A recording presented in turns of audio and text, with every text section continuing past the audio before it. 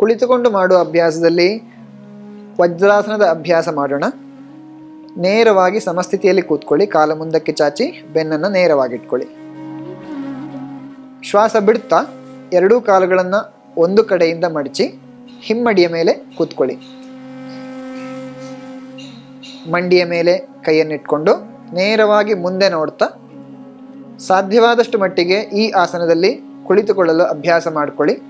ಮಂಡಿ ನೋವು ಇರುವವರು ಕುಷನ್ ಸಪೋರ್ಟ್ ತಗೊಂಡು ಅಭ್ಯಾಸ ಮಾಡ್ಬೋದು. ಜೀರ್ಣಕ್ರಿಯೆ ಸರಾಗವಾಗಲು ಹೊಟ್ಟೆಯ ಸಂಬಂಧಿ ಎಲ್ಲ ಸಮಸ್ಯೆಗಳಿಗೆ ಈ ಆಸನ ಉತ್ತಮವಾದ ಅಭ್ಯಾಸ. ಊಟವಾದ ಮೇಲೂ ಕೂಡ ಈ ಅಭ್ಯಾಸವನ್ನು ಆರಾಮವಾಗಿ ಮಾಡಬಹುದು. ಇದರಿಂದಾಗಿ ಡೈಜೆಷನ್ ಸಂಬಂಧಿ ಸಮಸ್ಯೆಗಳನ್ನು ಹೋಗಲಾಡಿಸಬಹುದು. ಶ್ವಾಸ ತೆಗೆದುಕೊಳ್ಳುತ್ತಾ ಕಾಲನ್ನು ಮುಂದಕ್ಕೆ ಚಾಚಿ.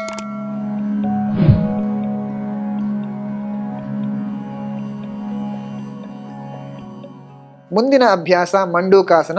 ಈ ಅಭ್ಯಾಸ ಮಾಡಲು ಸಮಸ್ಥಿತಿಯಲ್ಲಿ ಕೂತ್ಕೊಂಡು ಅಭ್ಯಾಸ ಮಾಡಬೇಕು. ನಂತರ ವಜ್ರಾಸನಕ್ಕೆ ಬನ್ನಿ. ಶ್ವಾಸ ಬಿಡ್ತಾ ಎರಡೂ ಕಾಲನ್ನು ವಜ್ರಾಸನದಲ್ಲಿ ತಗೊಂಡು ಬನ್ನಿ. ಮಂಡಿಯ ಮೇಲೆ ಕೈಯನ್ನು ಇಟ್ಕೊಳ್ಳಿ. ಆಮೇಲೆ ಫಿಸ್ಟ್ ಮಾಡಬೇಕು. ಕೈಯನ್ನು ಮುಷ್ಟಿ ಕಟ್ಟಿಕೊಳ್ಳಿ. ಹೆಬ್ಬೆರಳನ್ನು ಒಳಭಾಗಕ್ಕೆ ಇಟ್ಕೊಂಡು ನಂತರ ಹೊಟ್ಟೆಯನ್ನು ಸರಿಯಾಗಿ ಒತ್ತಿ ನಾಭಿಯ ಭಾಗಕ್ಕೆ, ನಾಭಿಗಿಂತಲೂ ಕೆಳಭಾಗಕ್ಕೆ ಒತ್ತರೆ ಇನ್ನೂ ಒಳ್ಳೆಯದು. ಇನ್ಹೇಲ್ ತಲೆ ಎತ್ತಿ ಮೇಲೆ ನೋಡಿ.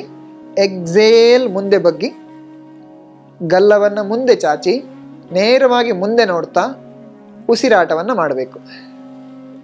ಮಿನಿಮಮ್ 5 ಉಸಿರಾಟ ಅಭ್ಯಾಸ ಮಾಡಿ. ಸಾಧ್ಯ ಆದರೆ ಜಾಸ್ತಿ ಉಸಿರಾಟವನ್ನು ಮಾಡ್ಬೋದು.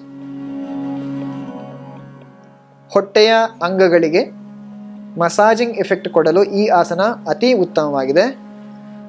ಹಾಗೂ ಜೀರ್ಣ ಸಂಬಂಧಿ ಸಮಸ್ಯೆಗಳಿಗೆ ರಾಮಬಾಣ ಅಂತ ಹೇಳ್ಬೋದು. ಶ್ವಾಸ ತೆಗೆದುಕೊಳ್ತಾ ಮೇಲೆ ಬನ್ನಿ. ಶ್ವಾಸ ಬಿಡ್ತಾ ಕೈಯನ್ನು ಬಿಡಿ. ಕಾಲನ್ನು ಮುಂದಕ್ಕೆ ಚಾಚಿ. ಮುಂದಿನ ಅಭ್ಯಾಸ ಪಶ್ಚಿಮ ತಾನಾಸನ.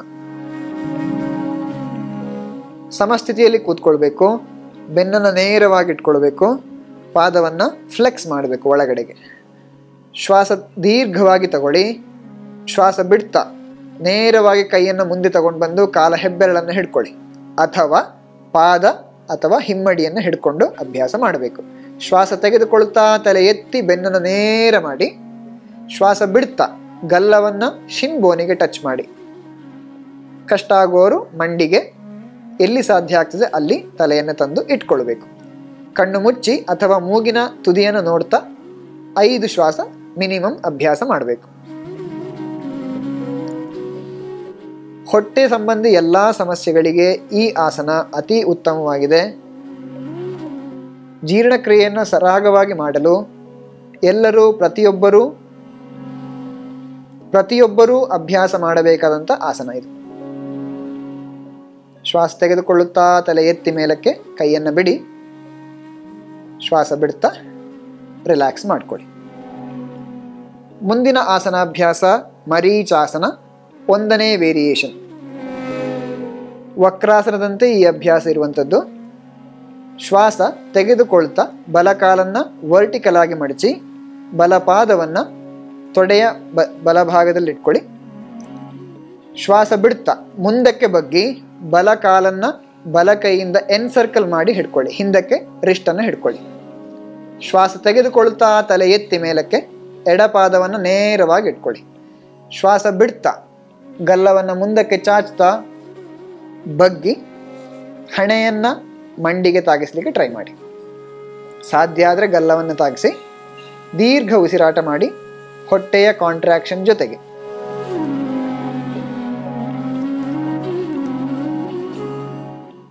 ಶ್ವಾಸ ತೆಗೆದುಕೊಳ್ತಾ ತಲೆ ಎತ್ತಿ ಮೇಲಕ್ಕೆ, ಶ್ವಾಸ ಬಿಡ್ತಾ ಕೈಯನ್ನು ಬಿಟ್ಟು ಕಾಲನ್ನು ಮುಂದಕ್ಕೆ ಚಾಚಿ. ಇದೇ ರೀತಿ ಇನ್ನೊಂದು ಬದಿಯಲ್ಲೂ ಅಭ್ಯಾಸವನ್ನು ಮಾಡುವಂಥದ್ದು.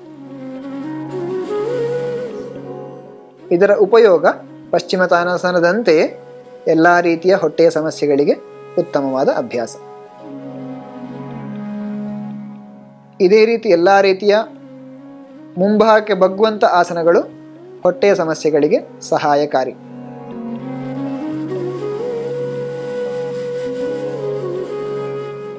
ಶ್ವಾಸ ತೆಗೆದುಕೊಳ್ತಾ ಮೇಲೆ ಬನ್ನಿ. ತಲೆ ಎತ್ತಿ ಶ್ವಾಸ ಬಿಡ್ತಾ ಕಾಲನ್ನು ಮುಂದಕ್ಕೆ ಚಾಚಿ.